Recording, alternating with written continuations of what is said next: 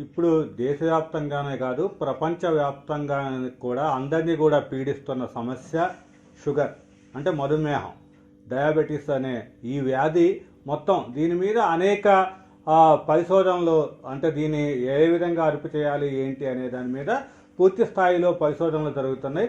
అయితే తాజాగా London university of London శాస్త్రవేత్తలు ఎవరైతే ఉన్నారో వాళ్ళు తాజాగా ఒక రీసెర్చ్ రిపోర్ట్ని ఇవ్వటం జరిగింది.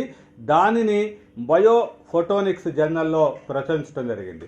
అయితే దాంట్లో చూసినట్లయితే రెడ్ లైట్ థెరపీ వల్ల మధుమేహం అనేది, ఈ చక్కెర అనేది రక్తంలో ఉన్న చక్కెరని అదుపు చేయవచ్చు అనే కాన్సెప్ట్ని రెడ్ లైట్ థెరపీని వాళ్ళు చెప్పడం జరిగింది. ఎందుకంటే ఈ రెడ్ లైట్ అనేది శరీరం మీద వెనుక భాగంలో పడినప్పుడు ఒక 15 నుంచి 45 నిమిషాల పాటు అంటే భోజనం చేసిన తరువాత రెడ్ లైట్ అనేది శరీరంలో 15 నుంచి 45 నిమిషాల పాటు అది పడితే మొత్తం కూడా దీనివల్ల భోజనం చేసిన తరువాత పెరిగే చక్కెర ఏదైతే ఉందో అంటే గ్లూకోజ్ లెవెల్స్ ఏవైతే ఉన్నాయో వాటిని తగ్గుతాయి అనేది అయితే పూర్తి స్థాయిలో పరిశోధనలు చేయటం జరిగింది.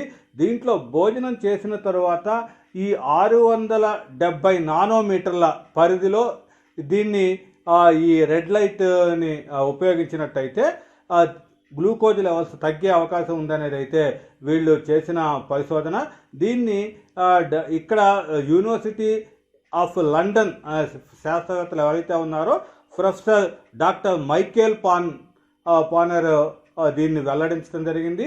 దీన్ని బయోఫోటోనిక్స్ జర్నల్లో ఈ మొత్తం యొక్క వ్యాసాన్ని ప్రచురించడం కూడా జరిగింది. అయితే దీంట్లో ఆరోగ్యవంతమైన అంటే పూర్తి హెల్దీగా ఉన్న ఒక 30 మందిని తీసుకొని దాన్ని వాళ్ళు 2 విభాగాలుగా 15 మందిగా 2 విభాగాలుగా విభజించి దాంట్లో ఒక బ్యాచ్ని రెడ్ లైట్లో ఒక స్పెసిఫిక్ ఫ్రీక్వెన్సీ ఉన్న రెడ్ లైట్ వాళ్ళని ఉంచటం, రెండో 15 మందిని లైట్ లేని అంటే రెడ్ లైట్ లేకుండా ఉన్న లైట్ లేని దాంట్లో ఉంచటం అనేది జరిగింది.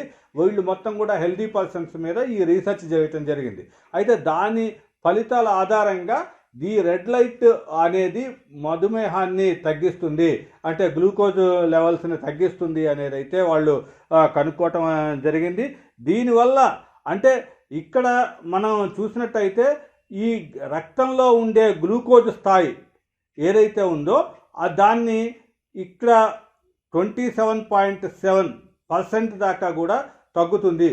భోజనం చేసిన తర్వాత ఒక అరగంట నుంచి 45 నిమిషాల పాటు రెడ్ లైట్ వీపు మీద కానీ ఇది పడితే దాన్ని తగ్గుతుంది అనేది అయితే వాళ్ళు చెప్పడం జరిగింది.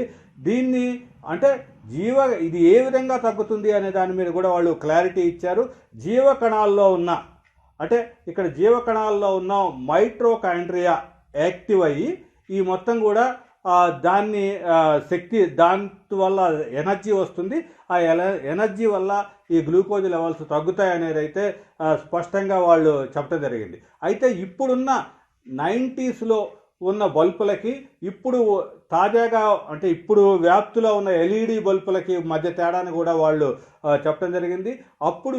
ఇప్పుడు ఉన్న ఎల్ఈడి బల్బుల్లో ఈ బ్లూ కిరణాలు ఏవైతే ఉన్నాయో అవే ఎక్కువగా ఉంటున్నాయి కాబట్టి దానివల్ల ఆ ప్రజల యొక్క ఆరోగ్యానికి కూడా హానికరం అనేది కూడా ఈ పరిశోధనలో తేలిన విషయం.